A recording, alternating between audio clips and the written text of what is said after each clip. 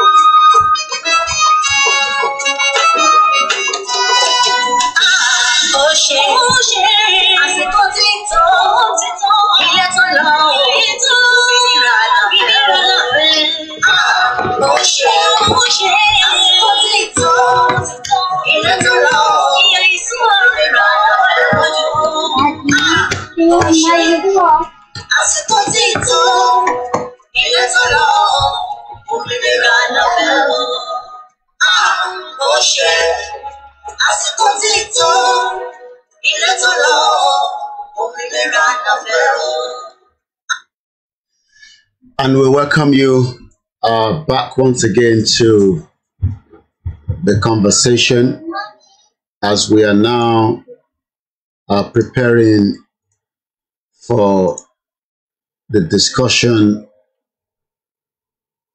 that we were having earlier on. And I guess we should be much more stable so that I can complete this presentation properly. This is the part 2 of the presentation, and I welcome us back to what we were discussing earlier on. Moki gbogbo lẹ́ẹ̀kan sí pé ẹ káàbọ̀ sórí the live transmission.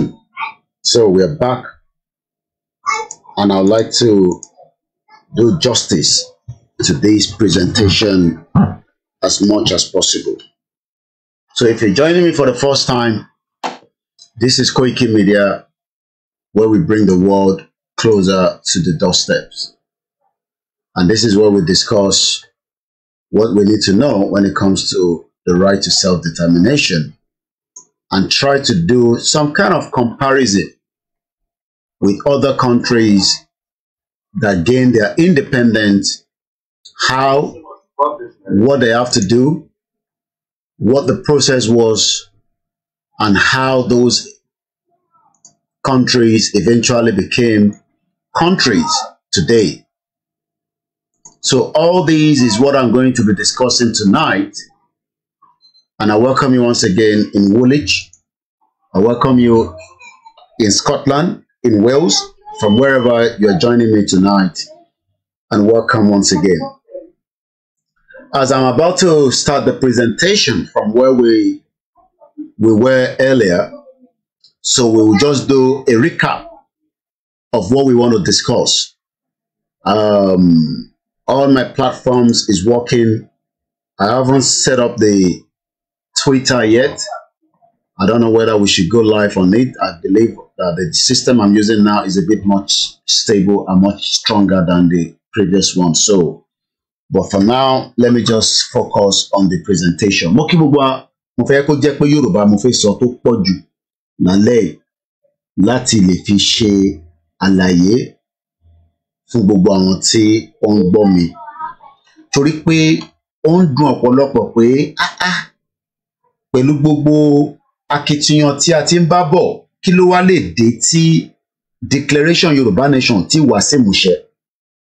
Kí ló lè máa fà á tí Bàbá Akíntóyè ò tí make that declaration tó wá jẹ́ pé ìyá Dagboru kan tó wá dé ló wá make a declaration tí declaration yẹn wá ń di awuyewuye láàrin àwa àti àwọn. Gbogbo ẹ̀ ni máa ṣàlàyé fún yín ní orí ètò ìlálẹ́ as much as tí bá lè ṣe. Tá a bá parí ẹ̀ lálẹ́ a tún wá padà wá lọ́la, kò bá take wa ní couple of days.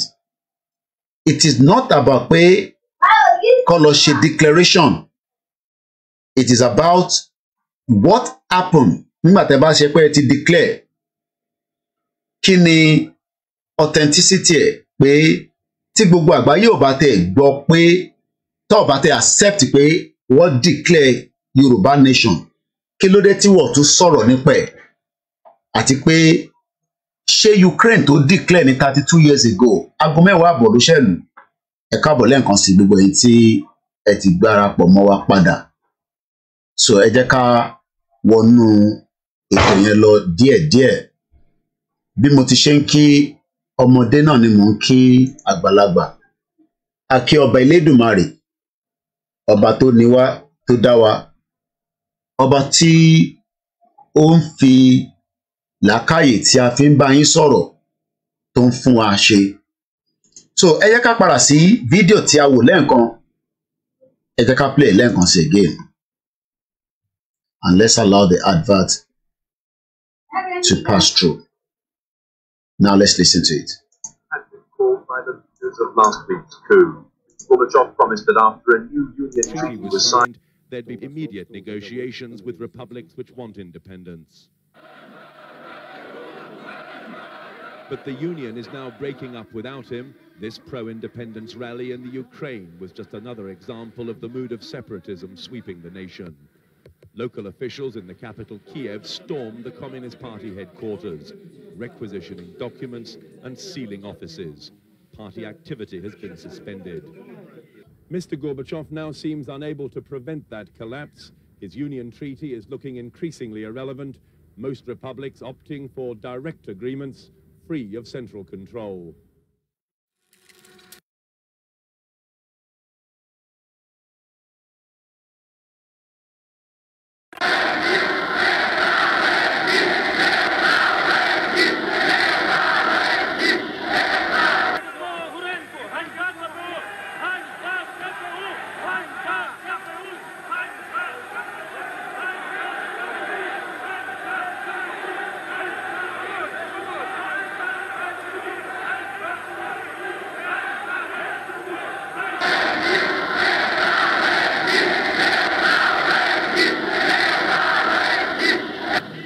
Вам потрібно радитися, я хочу вас запитати. І скільки вже можна радитися? Адже кожен депутат сьогодні час такий, що має мати свою власну позицію.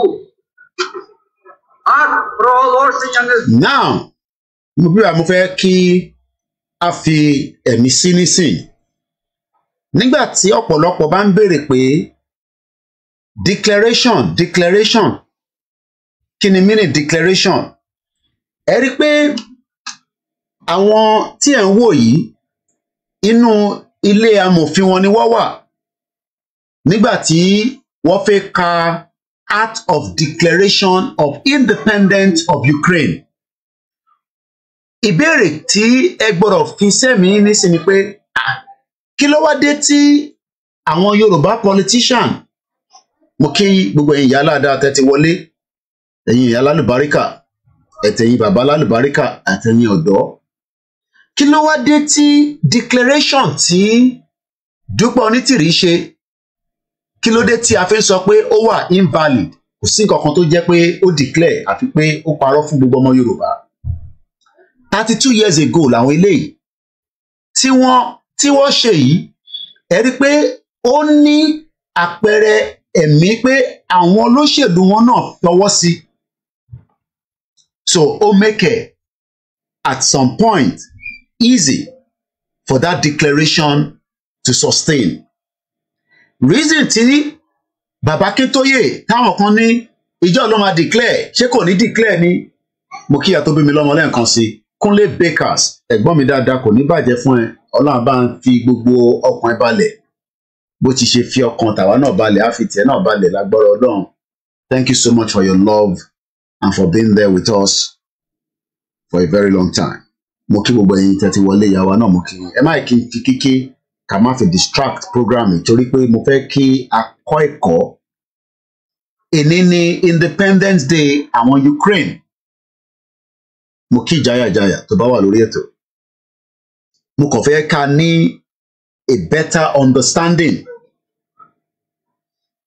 Now ẹ rí pé àtàràlú tá bá lọ padà sí bíbá ẹ rí pé there is a kind of a jubilation àwa ò tí ì rí declaration yẹn múlẹ̀ àmọ́ a ti wà in 7% out of 10 from the rally tá à ń gbé jáde tá a bá wo rally táwọn eléyìí ṣe ẹ rí i pé èyí tí bàbá olóyè Ìgbòho ṣe gan ojú eléyìí gan lọ èyí tí olóyè dẹ̀ ń ṣe ni pé pushing this kind of message ó máa fọ́ọ̀sì àwọn olóṣèlú to come to exactly what we want tí wọ́n ní fi rí election yẹn ṣe tí election yẹn ṣe ní fi wáyé àwa la máa púṣì àwọn olóṣèlú láti make it act of declaration if that is what we are going to call it ní gbogbo House of Assembly wa because nígbà tá a bá ti block wọn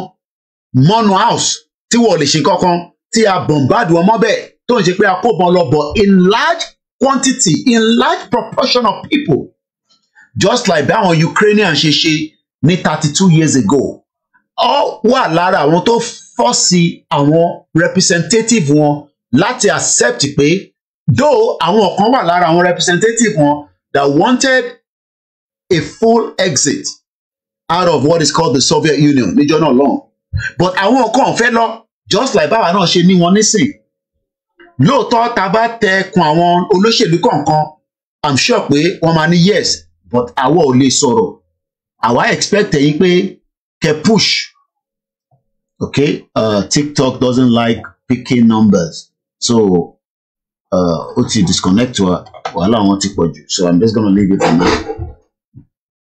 ẹ rí i pé àwa ló yẹ ká push àwọn representatives wa láti Kwara Kogi Ondo Ọ̀ṣun Ọ̀yọ́ Lagos State and Ogun State but they knew that the kind of force tó ń bọ̀ the kind of energy tó ń bọ̀ ó máa translate sí pé àwọn representative wa would not have any other option than to go in line with what we want. Tá bá sọ pé a ní àṣẹ election kò sí election náà nìyẹn kò sí nǹkan tó bá lọ ṣe fẹ́ ṣe election nígbà tí gbogbo tá bá dà síta for days weeks tá wà ní títì everywhere block everything tó di pé ó wà ní stand still our representative will be forced even if they don't like it láàrin ẹ̀ làwọn tó fẹ́ Yorùbá nation tó jẹ́ olóṣèlú náà máa wá bẹ̀rẹ̀ sí fohùn síta pé yes a fẹ́ Yorùbá nation. But nítorí pé wọ́n mọ̀ pé it will get to that stage, what they have to do now is to make sure that they brought in somebody like Dúpẹ́ Onítìrí tó pe rẹ̀ níyàwó Abíọ́lá tó dé pẹ̀lú ẹnu ṣúgà àti honey tó bẹ̀rẹ̀ sí ń datọ́ oríṣiríṣi tó bẹ̀rẹ̀ sí ta wá fún ní platform ta rò pé òun náà wà lára in tó máa jẹ́ kí Yorùbá nation kó wáyé àṣé is the other way round. Ó dẹ̀ ń gbọ́ gbogbo tó ń lọ from the inside. Látijọ́ tó ti darapọ̀ mọ́ wa kò jókòó ìpàdé kan pẹ̀lú bàbá Akíntóyè débi pé ó fẹ́ jókòó pẹ̀lú Ìgbòho. Kódà nígbà tó sọ fún pé kó wá sí Benin Republic ṣebí gbogbo èèyàn lọ sí Benin. I mean kí ló dé tí kò lè lọ sí Benin Republic nítorí pé ó mọ̀ pé tóun bá dé Benin Republic tó bá rí wọn eyeball to eyeball kò ní lè parọ́ ojú kòkòrò tó ń pa fún wa lórí Zoom because we anybody nílé ìjókòó síbẹ̀ nísìnyí èmi mò ń tan kámẹ́rà lẹ́ẹ̀kan nísìnyí mo ti tan kámẹ́rà àwọn kan máa bèrè pé kí ló dé tó tan kámẹ́rà lẹ́ẹ̀kan kò mean anything kò ń ṣe pé ẹ mọ̀ mí kò ń ṣe pé ẹ tí rí mi physically àwọn èèyàn ti rí mi so kò fẹ́ jẹ́ kí a rí eyeball ẹ̀ kó lè parọ́ fún wa pé lóòótọ́ in tó gbé dání yẹn confam ni wọ́n ní kó wá sí Benin Republic ó refuse kò fi wá sí Benin Republic but òun fẹ́ jẹ́ kí olóyè Ìgbòho wá sí Badagry kó wá jókòó sí Badagry sínú yàrá kan kó lè capture olóyè mọ́bẹ̀ whereas in tí àwa gbé dání nígbà yẹn ni pé the push pé the crowd lórí rally tá à ń gbé lọ àìtí ẹ̀ tí ìgbé rally dé Kwara State àìtí dé Kogi state mẹ́ta péré mo lè sọ pé a lọ lẹ́yìn Èkìtì a lọ sí Ọ̀ṣun a dẹ̀ lọ sí Oǹdó olóyè òtẹ́ tí ìgbé rally dé Kwara State irú gbogbo awuyewuye àwọn mùsùlùmí tó ń pariwo nísìn bóyá tá a bá débẹ̀ wọ́n á rí i pé yes kò ń ṣọ̀rọ̀ ẹ̀sìn lágbé dání ọ̀rọ̀ pé ìyà ń jẹ yín ní 16 local government area so that kò ní sí reason débi pé wọ́n máa wá ní wọ́n fún wọn ní ráìsì tó ìdajì because àti first gbogbo àwọn representative tó wà ní Kwara to come into the conversation of Yorùbá nation they would have to sit down with us just like bẹ́ẹ̀ ṣe ń rí crowd yìí crowd tẹ́ ń rí yìí was 32 years ago so ta ló wá ń sọ pé crowd táwa ń bá lọ yẹn pé crowd yẹn náà kò lè fọ́ọ̀sì ìtàn pè ní Yorùbá nation jáde àwọn kan ní ṣe rally lẹ́fẹ̀ẹ́ máa ṣe ẹ wá béèrè pé àwọn ilé tó jáde yìí kí ni wọ́n ń ṣe ẹ jẹ́ ká ẹ wòran kí ni wọ́n pariwo independent independent independent ariwo wo làwa náà ń pa nígbà tá à ń jáde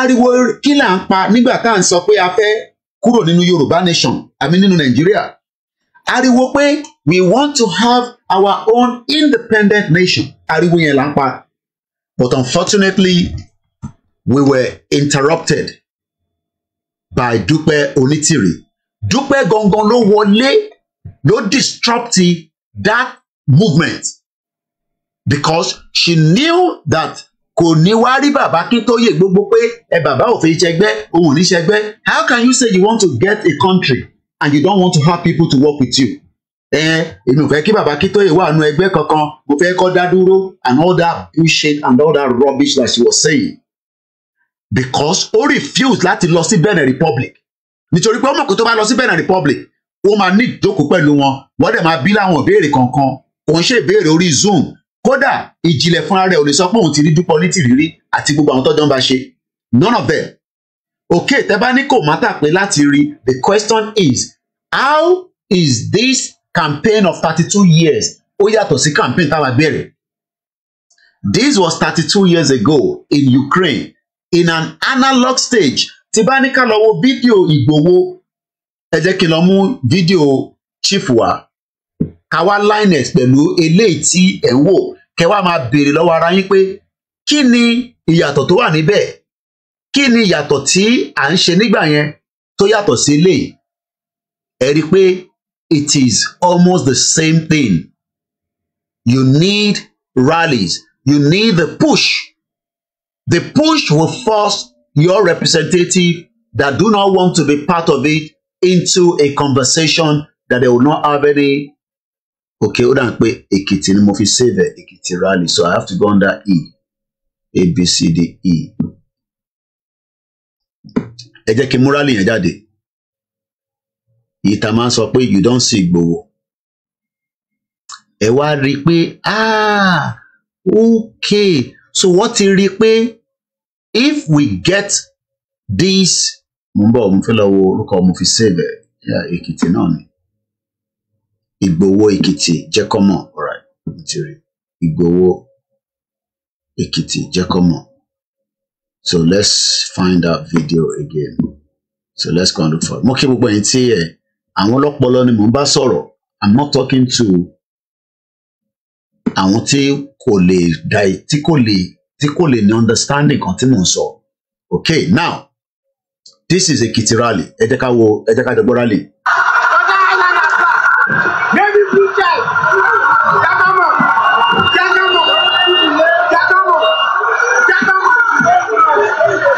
Now, ẹ wo rally tẹ́ ń wò yìí. Ẹ wo rally tìsàlẹ̀. Ẹ jẹ́ kí n play tìsàlẹ̀. This is 32 years ago. Ilé tó wà nísàlẹ̀. Màá mute méjèèjì.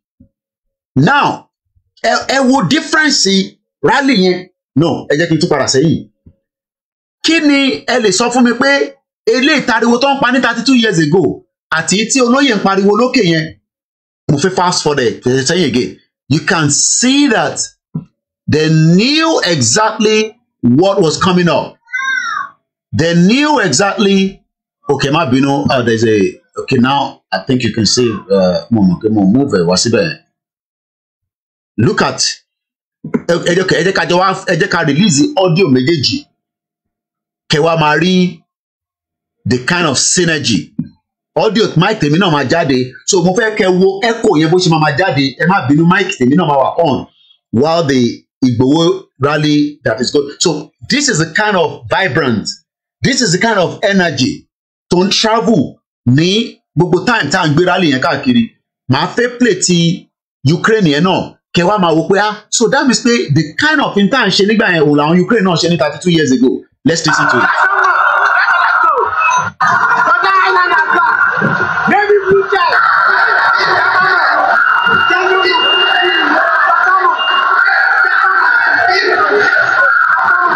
Ṣẹ́rí it is a kind of energy. This is a kind of energy. Ṣẹ́rí pé ti Ukraine, ẹ̀rí pé àti tọ̀dọ̀ tiwa. Ṣẹ́rí pé sound méjèèjì. Ṣẹ́rí pé echo yẹn. Ṣẹ́rí pé sound yẹn. Ṣẹ́rí pé energy yẹn. That was the kind of energy that we were pushing 2 years ago. But nígbà tí Dúpẹ́ dé, ó ní rally wo ló ń ṣe? Ṣé rally ló máa gba Yorùbá nation fún yín ni? Ṣé rally ló máa gba Yorùbá nation fún yín ni? Okay, rally ò ní gba Yorùbá nation fún wa. Let's leave these two rallies alone. But there was something that led to Ukrainians push because àwọn náà pariwo, as you can hear from that voice. Tàmá tún play nísìn again. Ẹ wá rí pé ariwo yẹn ó lead síbi tí wọ́n wá wọnú House of Representatives wọn láti enforce àwọn olóṣèlú wọn tíjọ́ náà lọ́hùn pé àwọn ò fẹ́ ṣe pẹ̀lú Soviet Union mọ́, àwọn fẹ́ gba independent ìtọ̀dọ̀ tiwọn, which is exactly what we would have do as well.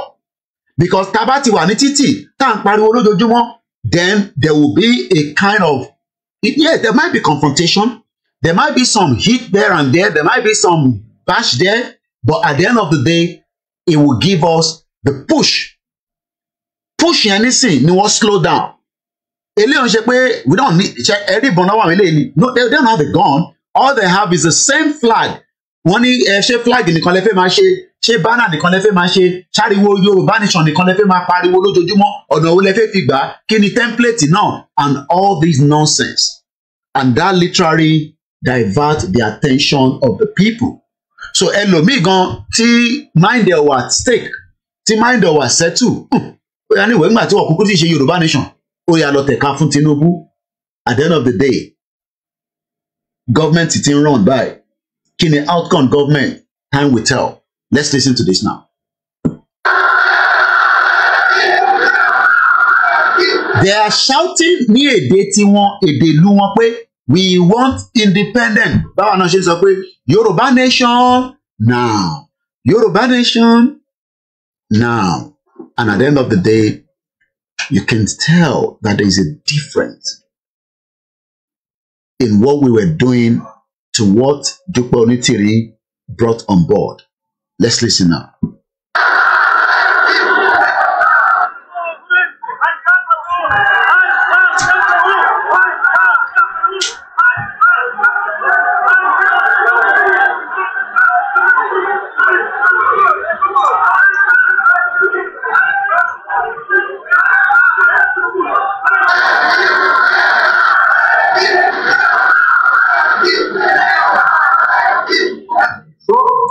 flag yìí fẹ́ tó jọrú flag tọ̀dọ̀ tiwa náà tá a ṣe the 25 meters ẹ rí pé flag yẹn this is 24th of August bí declaration wọn ṣe fẹ́ jáde ni mo fẹ́ ṣàlàyé fún yín níjọ́ ìgangan ni wọ́n make a declaration wọn tó pè ní act of declaration kò ń ṣe èyí tí Dúpẹ́ ṣe lórí YouTube tó náà ti gba country fún yín ẹ̀yin kan dẹ̀ wà excited ẹni ti gba Yorùbá nation is lies táwọn ilé bá lè ṣe lé ní 32 years ago tó bá jẹ́ pé Dúpẹ́ wà genuine lóòótọ́ tí ó jókòó pẹ̀lú àwọn bàbá Akíntóyè lóòótọ́ tí wọ́n jọ wà lórí tébù lóòótọ́ tó ń ṣe èyí tó sọ pé mo po lórí 1 mo po lórí 2 tó ní bàbá dúdú debunker tó ń pe bàbá Akíntóyè ní bàbá dúdú debunker ọmọ àlè born bastard mo mọ ọmọdún mélòó ni bàbá ẹ̀ gan tó ń pe bàbá yẹn ní bàbá dúdú debunker bàbá Akíntóyè ló ń pè bẹ́ẹ̀ ó á pe bàbá Akíntóyè ní bàbá dúdú debunker mo kẹ́ Richard Alaba kò ní bàjẹ́ fún ẹ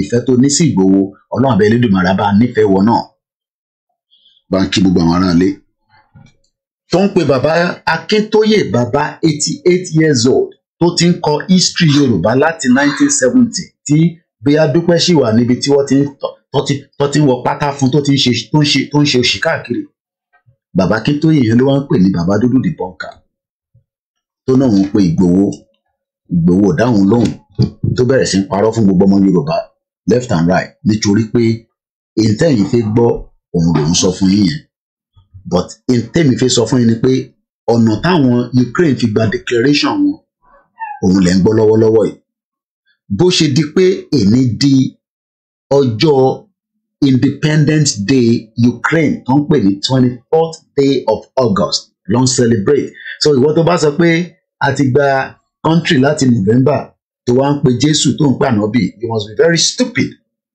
orí yín ò pé rárá àtọmọdé àtàgbàlagbà tó ń sọ̀rọ̀ ẹ̀ Ọlọ́run ti bá wa wá gbà àti ṣé ìgbà táwọn eléyìí jáde ṣé àwọn eléyìí ò mọ náà they are Christians as well Ukrainians are Christians àwọn ò ṣe gbé Bible jáde kọ́ wa máa reference mọ́ Bible this was 32 years ago but nítorí pé àwa fẹ́ fi gbogbo nǹkan wa fẹ́ fi kọ́ lọ́run lọ́rùn we are liars Ọlọ́run kan kọ̀ máa wò pé Ọlọ́run kan kò sùúrù this is 32 years ago video 32 years ago ní black and white lẹ́ ń wò yìí èní náà ni wọ́n ṣe declaration yẹn ní 1991 ẹ jẹ́ ká continue.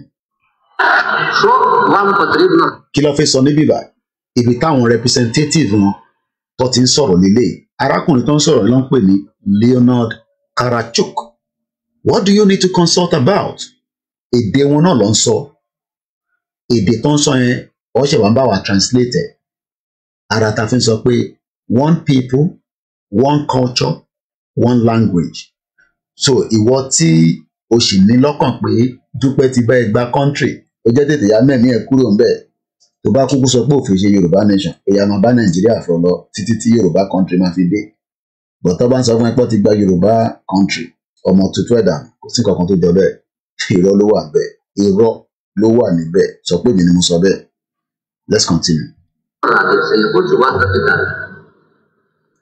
ó ní for how long you need to have these consultations? mo kí yàrá Bísímà Kànjọ́lá ó ń béèrè nínú ìpàdé tó wà inú house wọn lọ́wọ́ yìí for how long you need to have this one translated torí pé èdè ló ń sọ ẹ̀dẹ̀ lè má rí dáadáa lèmi ṣe ń kà síta let's continue.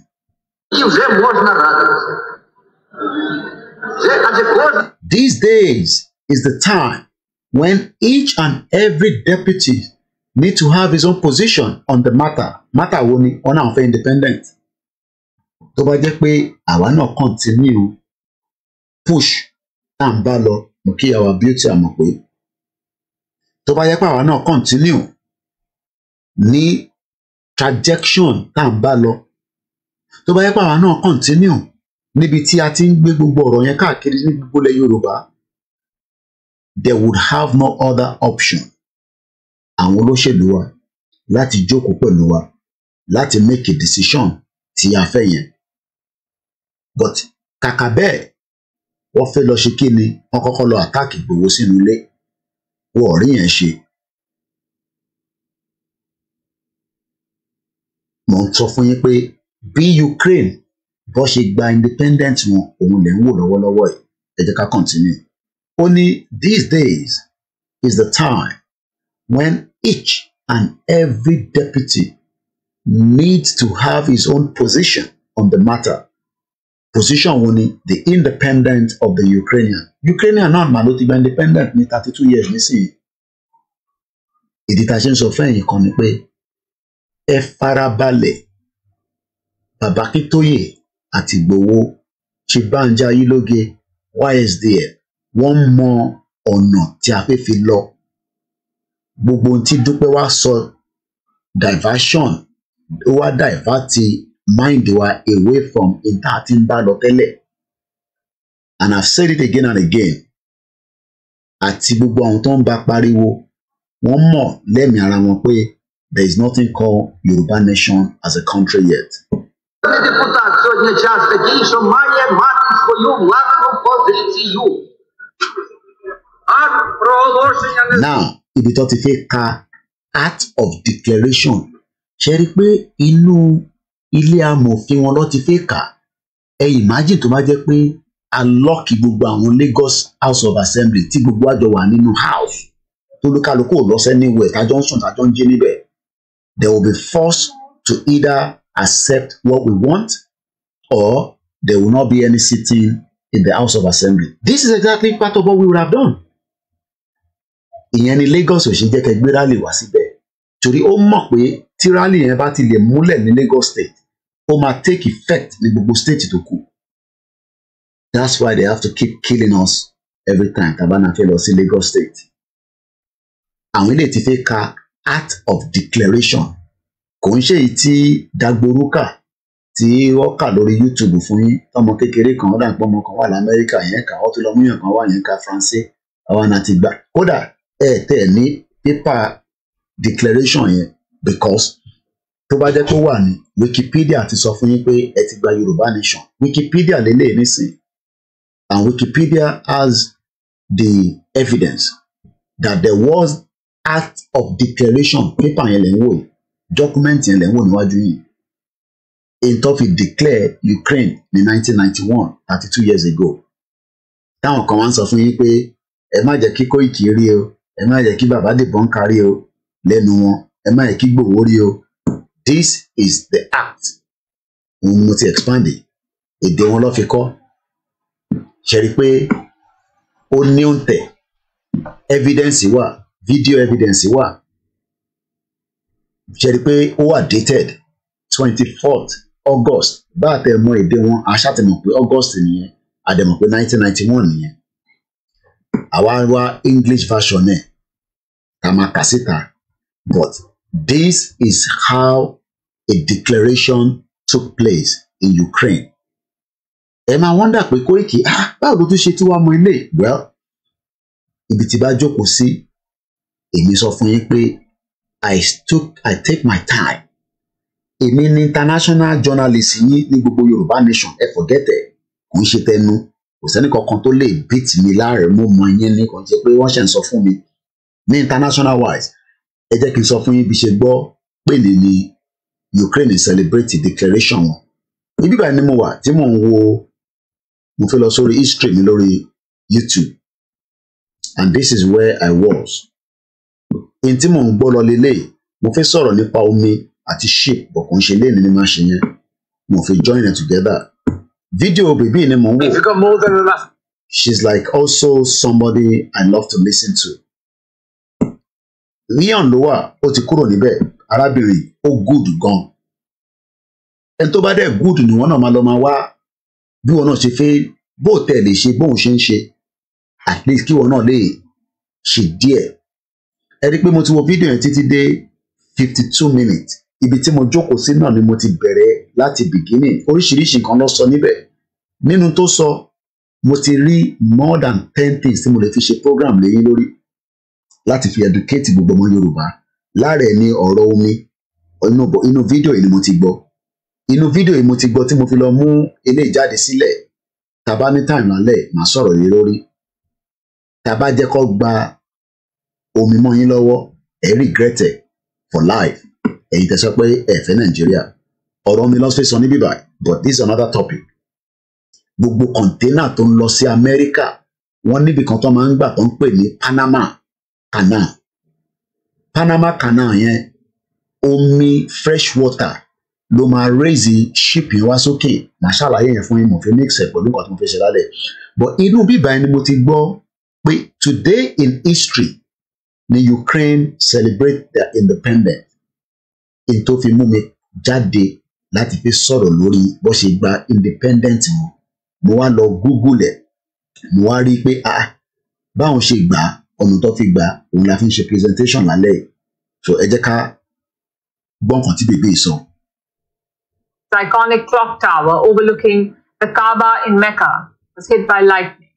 Finally, we're taking you back in history on this day, 1990. Today in history, ló fi sọ̀rọ̀ yìí lórí. Mo sọ fún yín pé ẹni mídíà tó dáńtọ́ lẹ́nu, ẹni mídíà tó ní understanding tó ń pè ní foreign relationship, mo ti gbọ́ títí dé BRICS, ó ti sọ̀rọ̀ oríṣiríṣi. Gbogbo jágbajàgba tí Dúpẹ́ ń sọ yẹn, ó ń sọ̀rọ̀ bíi kódà mo fẹ́ lè sọ pé ìyàn fẹ́ máa bèèrè pé ṣé lè fẹ́ Abíọ́lá ṣá lóòótọ́, because ó ń sọ̀rọ̀ bí ẹni tí ó jókòó pẹ̀lú àwọn tó ń tapọ̀ mọ́ lójú ẹlẹ́gbà. Ó ń sọ̀rọ̀ bí ẹni tí ò travel, because tó bá yẹ kó travel lóòótọ́ bó ṣe sọ fún wa ni kò ní máa gbé gbogbo fàbú yẹn sílẹ̀ tẹ́yìn kan wá buy into it. Ó ṣò pé àtẹ̀yìn àtòun gbogbo yín inú bíá palọ̀ kan náà lẹ́tijọ́ mọtí lẹ́jọ́ mu pepper soup tẹ́ǹtẹ̀ra yín nídìí. Ẹ̀jà gbọ́n kan tára bẹ̀rẹ̀ fẹ́ sọ. 1991, Ukraine officially declared itself an independent country. Ukraine. Ṣẹ̀gbọ́n kan tó sọ Ukraine máa farabalẹ̀ mo fẹ́ kó tún sọ fúnra yín, ẹ jẹ́ ká farabalẹ̀ gbọ́ again. Those stuck in a flood-hit region. And Saudi Arabia witnessed a fierce storm. Its iconic clock tower overlooking the Kaaba. Bẹ́ẹ̀ni, ẹ mọ̀ pé níbì kan wà, èmi náà ti lọ bá wọn jẹ́rí, wọ́n máa ń ta pọ̀ mọ́, ọ̀dọ̀ tó máa ń ta àgbo níbẹ̀, mo mọ bó ṣe ń wọ́ọ̀kì méjèèjì, pọ̀ mọ́ aláta. Ibẹ̀ tó bá ti jẹ pọ̀ mọ́ aláta wà tó máa gbólé lórí, bó ṣe ń wọ́ọ̀kì kò yé mi, mo ṣáà mọ̀ pé ọgbẹ́ mi náà lọ síbẹ̀ kó tó di pa bẹ̀rẹ̀ Yorùbá Nation nígbà tí bá ń lọ sílé. Oríṣiríṣi jẹkújẹ la kàn máa ń jẹ, Ọlọ́run kó ṣàánú wa Nàìjíríà yẹn, pọ̀ mọ́ aláta lọ́pọ̀ ibẹ̀, wọ́n tún mú àgbólé lórí.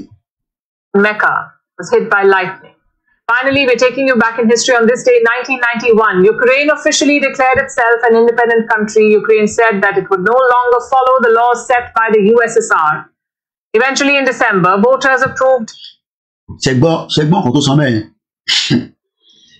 This is what we could have done if everything tó bá dàrú.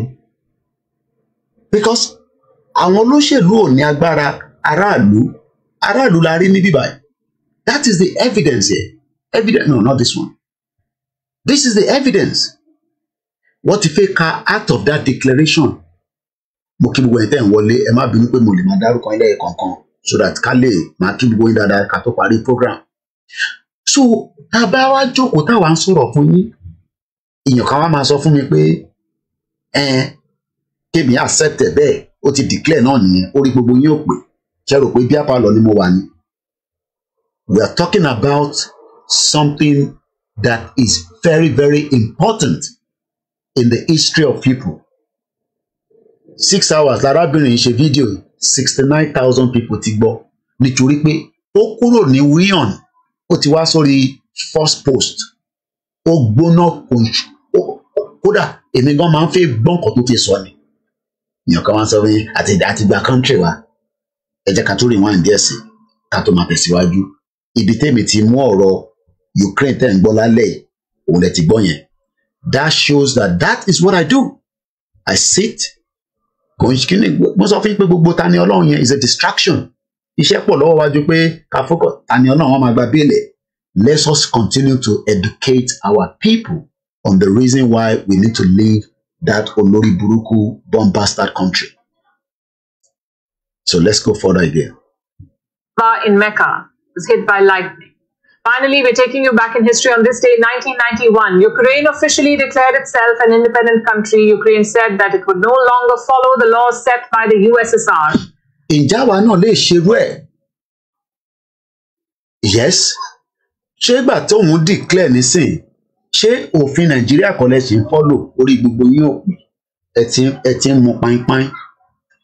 ṣé lẹ́yìn ìgbà tó declare ẹ dẹ̀ ṣe ń follow òfin Nàìjíríà àwọn eléyìí nígbà tó make a declaration wọn from that day henceforth they are not following the laws of Soviet Union anymore. That was 32 years ago. And òun ló fẹ́ kà ní bíbá mo kàn fún yín ní there's still a couple of things tí mo máa lò nínú fídíò bèbí but for now ìyẹn gangan ni the key aspect ẹ ṣáà gbọ́ pé ó sọ pẹ̀lú ààrẹ ẹnu rẹ̀ bí a kà tó gbọ́ lẹ́ẹ̀kan sí finally ká tó máa tẹ̀síwájú. Almost manhandled, a dramatic rescue operation was launched to evacuate those stuck in a flood-hit region. And Saudi Arabia witnessed a fierce storm. Its iconic clock tower overlooking the Kaaba in Mecca was hit by lightning. Finally, we're taking you back in history on this day, 1991. Ukraine officially declared itself an independent country. Ukraine said that it would no longer follow the laws set by the USSR. Eventually, in December, voters approved a referendum formalizing Ukraine's independence. We're leaving you with that. Ṣẹ̀gbọ́n kan tó sọ, mo kí ẹ̀gbọ́n mi mo gbọ́ láwọn. Ṣé rí pé ẹ̀yin wá ní ẹ̀ declare arábìnrin yìí ò bá yín gbé àjàsíra ò gbé ẹ̀dẹ̀ sọ pé kò má tà ẹ wá ní ọ̀dọ̀ ìjìnlẹ̀ tó yẹ pé gbogbo subscriber ẹ̀ lórí YouTube kò pé 10,000 so ìjìnlẹ̀ yẹn ló wá ń pass message Yorùbá Nation Declaration àti Jimmy Boy fún gbogbo ọmọ Yorùbá nílẹ̀ Yorùbá ṣe rí pé ó dà pọ̀ mọ́ aláta gan dé ó fẹ́ dá tó ọ̀rọ̀ Dúpọ̀ Onítìrí lọ torí pọ̀ mọ́ aláta ìmọ̀ bóyá tó máa ta lẹ́nu sẹ́sẹ́ pọ̀ mọ́ aláta ó fẹ́ dá tó ọ̀rọ̀ tí Dúpọ̀ Onítìrí sọ. Àní Dúpọ̀ Onítìrí is a joke ẹ̀ ń sọ fún mi pé kò ń ṣe joke èèyàn kan tún pè mí lánàá ó ń bá mi argue ṣe rí pé ṣe bẹ́ẹ̀ gbọ́n tí wọ́n máa ń sọ èyí tí wọ́n máa ń sọ evidence dẹ̀ wà evidence ẹ̀ ni mo fi ń wọ̀nyí látàárọ̀ Declaration Act òun lélẹ̀ bá àtẹ ẹ̀gbọ́ èdè tó kọ aṣáàrí pé towards the end ó ní nǹkan tó ń pè ok ẹ bá mi béèrè pé níbo ni Yorùbá Nation Declaration wà mo fẹ́ Google ẹ̀ ní o Yorùbá Nation Declaration níbo ló wà níbo ni Yorùbá Nation Declaration wà níbo ni yàtọ̀ sáwọn tó fi ṣe fídíò tó reference lé lórí níbo ni Yorùbá Nation Declaration wà mo ń béèrè lọ́wọ́ gbogbo ọmọ Yorùbá ìbóhùn ni mo ti Google nísìn ẹ má bínú helicopter kan ló ń fò lókè ẹ kà yẹ kí helicopter yẹn lọ bí àwọn tí ń wá àwọn ọmọ ńlá nìyẹn.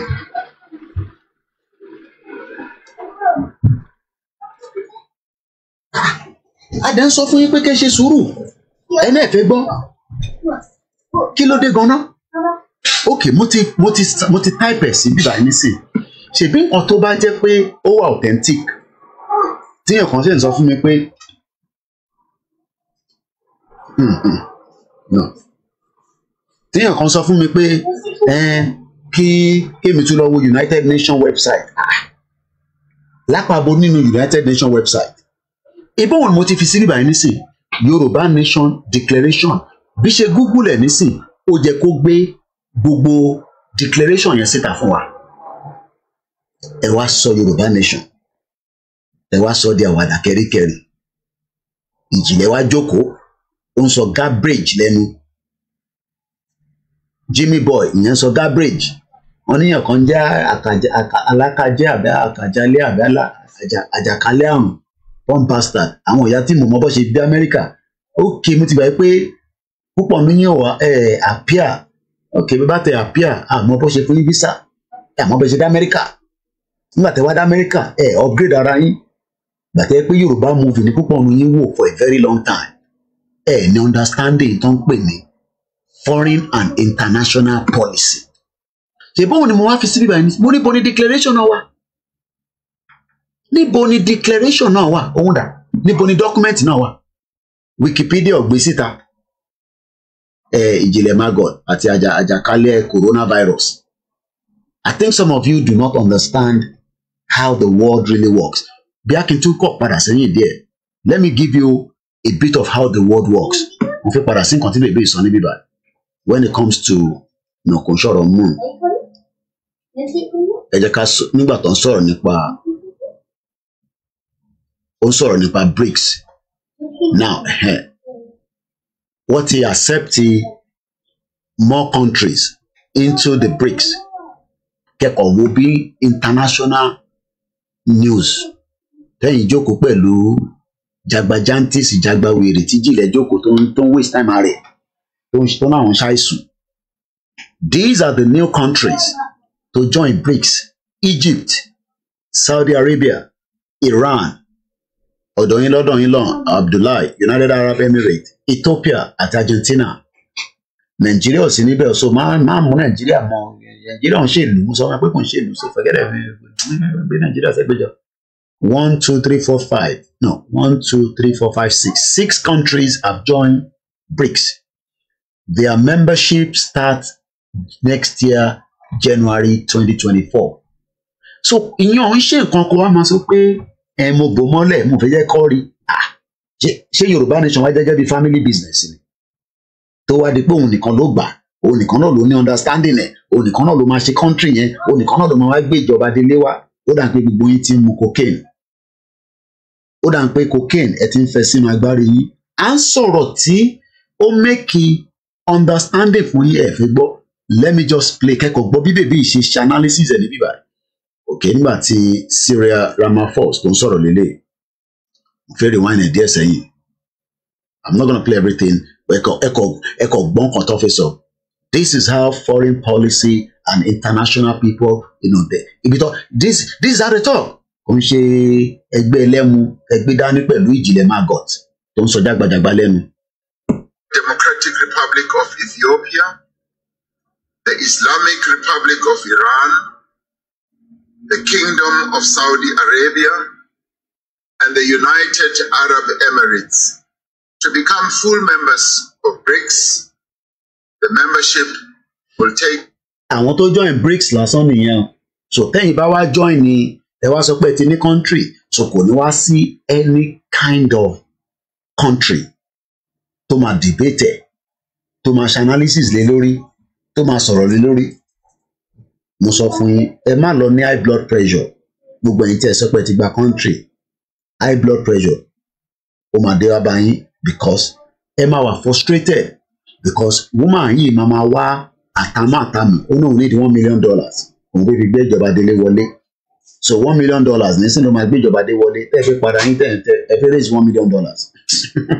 So ẹ jẹ́ sọ pé kó lọ ṣí vault tí MK Abiola ní níbi tó tọ́jú owó sí kó lè bá yín tètè complete owó yẹn tó ló mọ̀ pé kẹ́ tó complete $1 million yẹn ẹ tẹ̀ lágùn á ń bọ̀ sí bẹ́ẹ̀ bá complete ẹ̀ kò sí bẹ́ẹ̀ ṣe fi gbé ìjọba délé kọ̀ọ̀kan wọlé torí pé irọ́ ló wà ń bẹ̀. Take effect from the 1st of January 2024. Thank you very much. That was the biggest outcome from today. An agreement. That is the biggest outcome. So when is the biggest outcome for Yoruba Nation going to happen? It will happen when somebody like the Oracle, Professor Adebanji Akintoye, when at the appropriate time that we believe we can make such kind of announcement. You don't make that kind of announcement without defending that territory, without protecting what is meant to be our own. So whether you are in a hurry or not, you will all have to wait patiently until things are put in place for a proper declaration, not the declaration of the nonsense. And maybe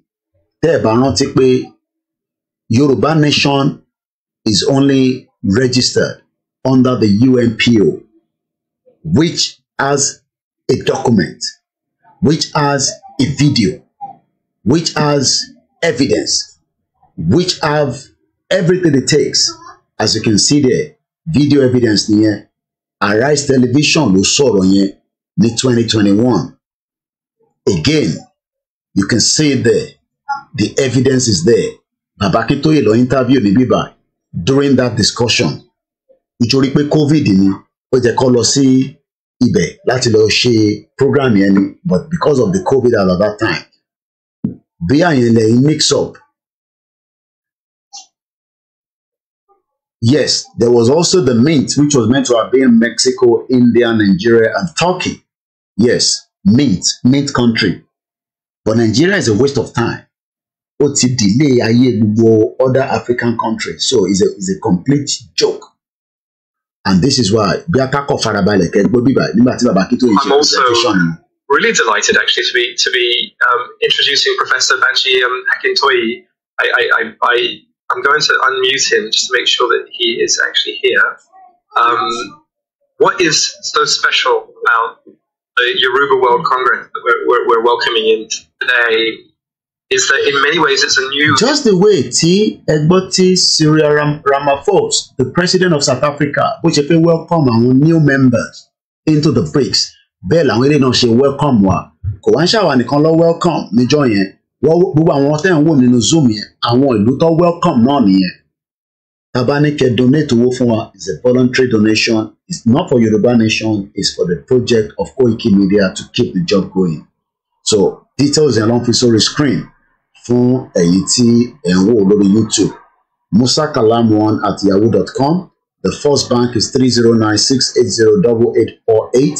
We don't have any super chat to support on the YouTube because it has been removed. If you also want to support, you can send the Kofi bot or you can send, money to the UK bank account. That account is no longer in operation. Lẹ́ẹ̀kan sí gbogbo ẹni tó ní my UK Barclays account, that account is no longer working. Ẹ bá sanwó sínú ẹ̀, ó máa dá padà fún yín. So get in touch pẹ̀lú mi to get the latest update of the account. Let's listen again to how Baba Akintoye was addressing the UNPO, which is also, at least lè fọwọ́ gbá UNPO sẹ́gbẹ̀ẹ́ compared to to declare Yoruba Nation, and we cannot even find anything to buttress it. Apart from pé àwa jáde, even government letter táwa fi jáde pé the declaration of Yoruba Nation, Baba Akintoye sọ pé we don't know anything about that. And let me read that quickly before we go further. Let me reduce the front. Press release. We, the official Yoruba self-determination movement, wish to respond to the claims that Yoruba Nation has been declared. Such claims were circulated widely on multiple social media platforms on the 20th of November 2022.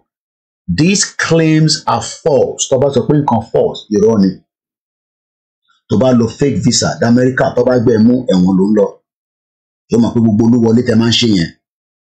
Tó bá lò dé Amẹ́ríkà, òun lọ sẹ́wọ̀n nìyẹn. These claims are false. Not only misleading, which is what Dr. Onitiri have done. She has misled many Yoruba people, and those Yorubas are still believing that òtítọ́ ló sọ. Àwọn kan tó ń fi sentiment pé tó lójọ́ obìnrin. Can you imagine that?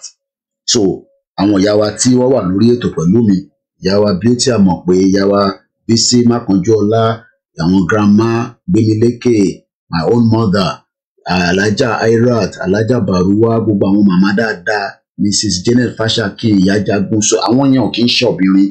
Àwa sọ pé torí pé Dúpẹ́ jẹ́ obìnrin la ṣe ń sọ̀rọ̀ síbẹ̀ yẹn. Some of you do not need to know that Dúpẹ́ kò lè jókòó síbi tó ti ń ta pọ̀nmọ́ aláta ṣúẹ́ṣúẹ́ gan sẹ̀, wọ́n máa lè dànù ni. Torí ọ̀rọ̀ tó ń sọ yẹn tó bá lọ sọ lọ́dọ̀ àwọn tó ń jẹ pọ̀nmọ́ pẹ̀lú àgbo wá lórí ọ̀pẹ. So èmi ò mọ lọ́dọ̀ àwọn tó ń ta ẹ̀pà àti kúlíkúlí àtàwọn tó ń ta puff-puff, ó dà kí bẹ́ẹ̀ lọ jókòó sí tó fi ń sọ pé òun bá Yorùbá Nation fún yín. These claims are false, not only misleading, but have dangerous potential. Mo fẹ́ kẹ́ farabalẹ̀ kẹ́ gbọ́ wọ́ọ̀dì yẹn to destabilize the true legal road of self-determination. Ṣé kò ti destabilize ẹ̀? No, ìwọ náà béèrè lọ́wọ́ ara ẹ̀ náà láti ìgbà tí Dúpẹ́ tí náà ti declare. Ṣé kò ti destabilize tó? Ó fọ́ gbogbo different platforms. Ó divide gbogbo everybody.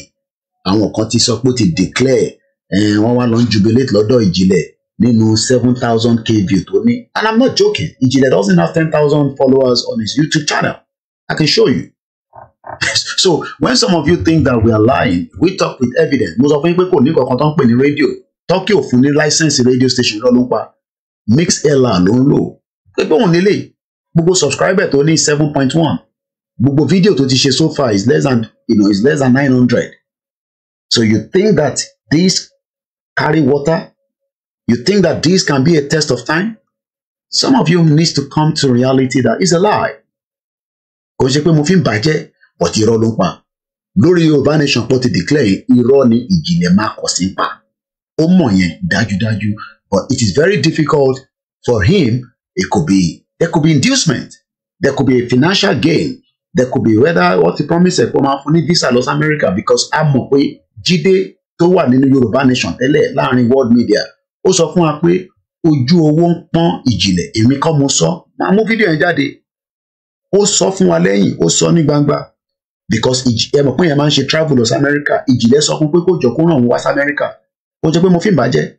The evidence is out there in the public. So kó wa máa ń sọ fún gbogbo ọmọ Yorùbá pé a ti gba Yorùbá Nation fún yín, màmá wa mú àti gba Yorùbá Nation. Ṣèbí ìbíṣọ́ ẹ kó rí bẹ́ẹ̀ náà promote títí. Nígbà tí iṣẹ́ ẹ kó rí bẹ́ẹ̀ ti rí pé irọ́ nìyá ìgbéda, ìyẹn àti tìyá jábọ́lẹ̀. And this is why the press statement says destabilize. Kí ló ń pè ní? Destabilize. Tàbá ní destabilize. Destabilize. Upset the stability of or cause unrest or instability. Ṣé Dúpẹ́ ò tí destabilize the movement? Wọ́n ní Kùmú ní ibi tí Dúpẹ́ ti ń jókòó sí orí táwọn mọ́là ti ń mú Kùmú. Wọ́n tẹ̀sọ́ pé gbé ní north anyway, so I won't be surprised. Ṣé Dúpẹ́ ò tí destabilize movement yìí tó? Ìwọ náà máa bèrè lọ́wọ́ ààrẹ, because mo fẹ́ kí mind wa ṣe padà sí Ukraine. Àìtẹ́ tí gbọ́ ibi tí wọ́n ti fi sọ out of their own declaration. Ṣé ẹ rí pé nígbà tó fi ṣe tí wọ́n ojú gbangba lọ ṣe, wọ́n ò ṣe ní kọ̀rọ̀.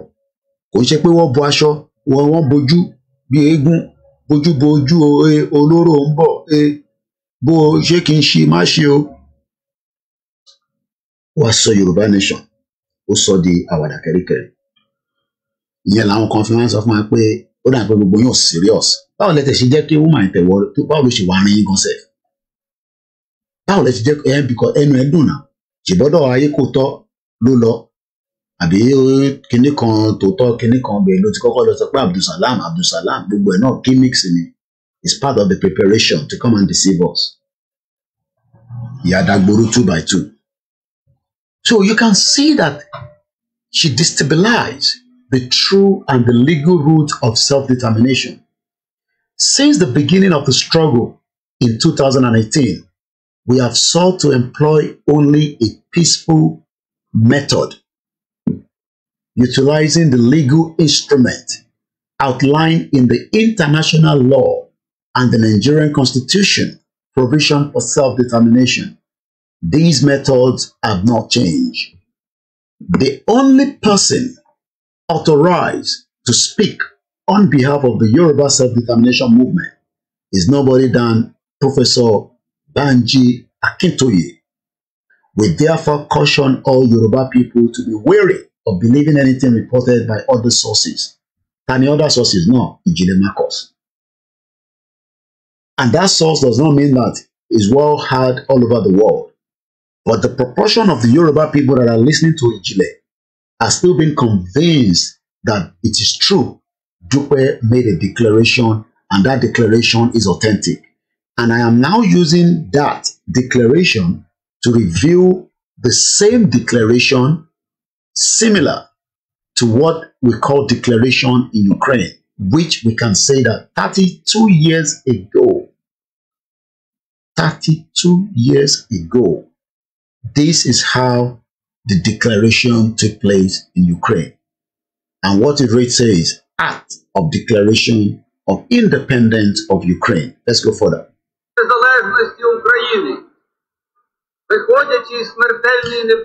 In view of the mortal danger surrounding Ukraine,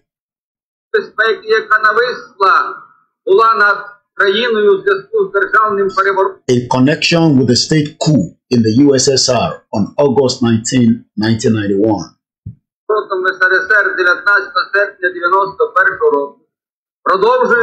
continue the 1,000-year tradition of state development in Ukraine,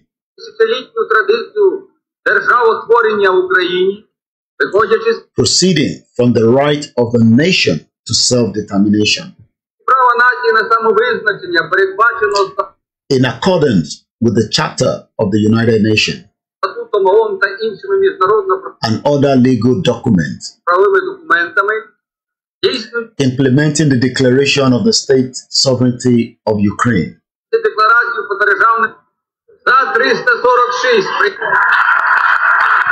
And right there, you can see that the numbers of their parliament, this is what we should have told Lagos State House of Assembly to have done.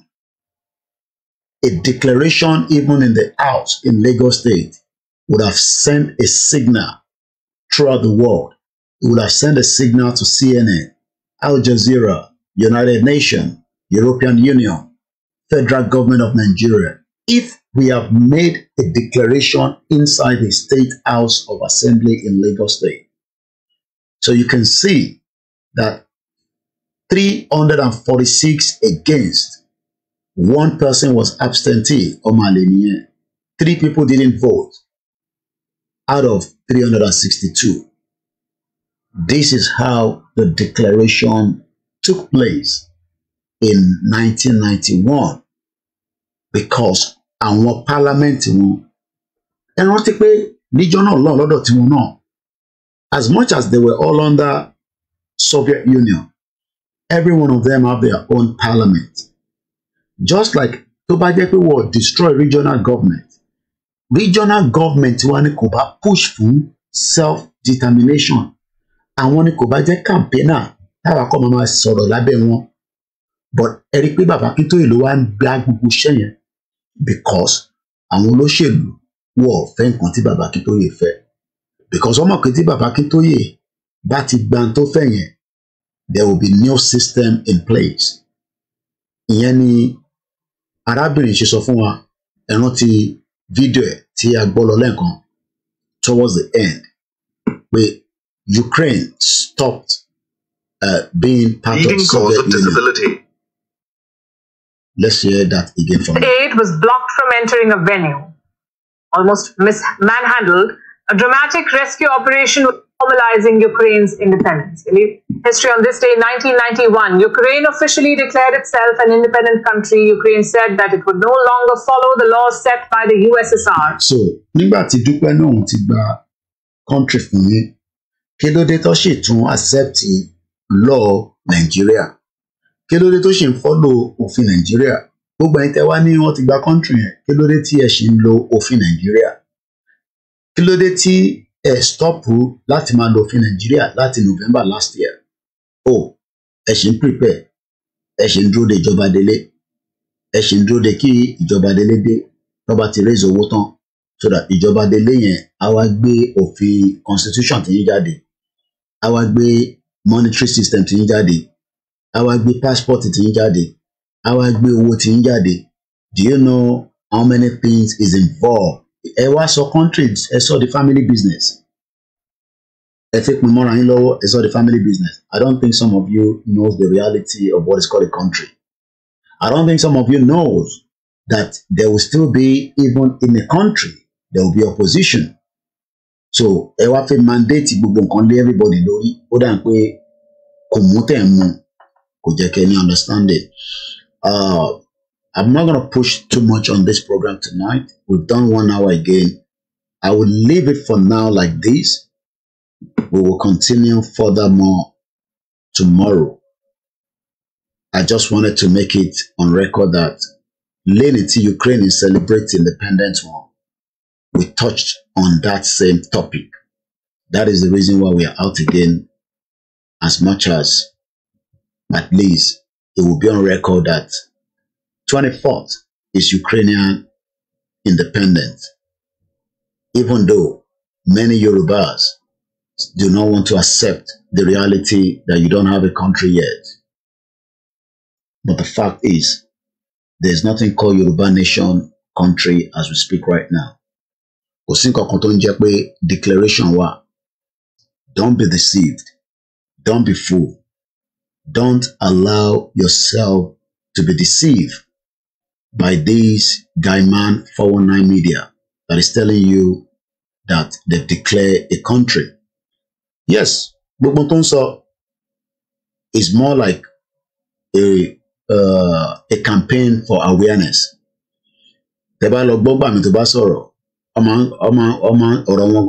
Contradictory. I listen to him all the time, and his words are very, very contradictory. You cannot be saying that you have a country and be trying to still talk about Nigeria. But unfortunately, because they know that they don't have what it takes as the country that they say they've declared. So he has to keep talking about Nigeria because when you say you have a declaration, you must start talking about policies. You must start talking about, relationship, setting up a government. I think setting up a government is like your family business. You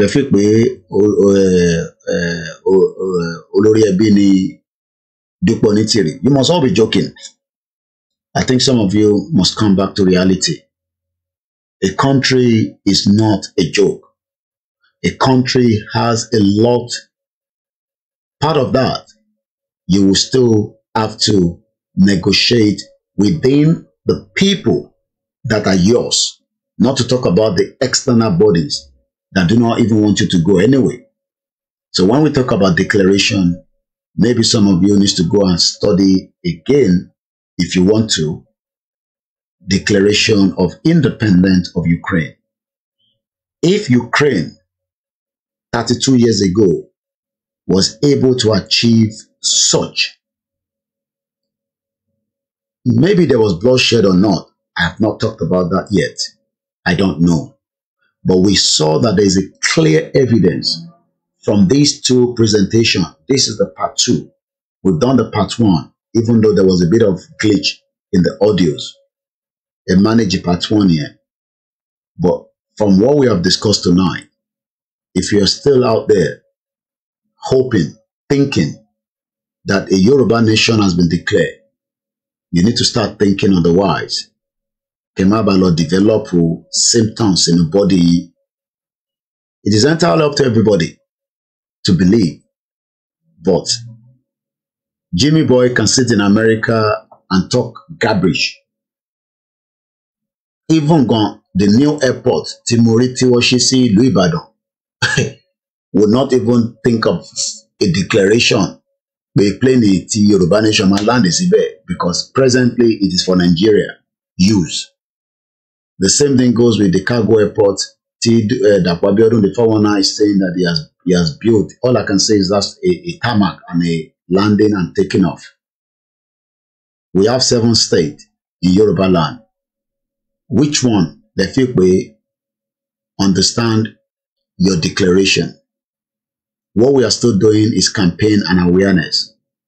The only man that will make a declaration at any point and it will make impact with the support of millions of us, not just Igbo. I'm talking about millions of Yoruba people will rise up from wherever they are and they will carry that flag, and the world will hear the sound of that declaration. Not the declaration that you had inside where you were drinking Kamu or whatever, and Akara. What we are debating here and what we are talking about here is a serious matter. Country,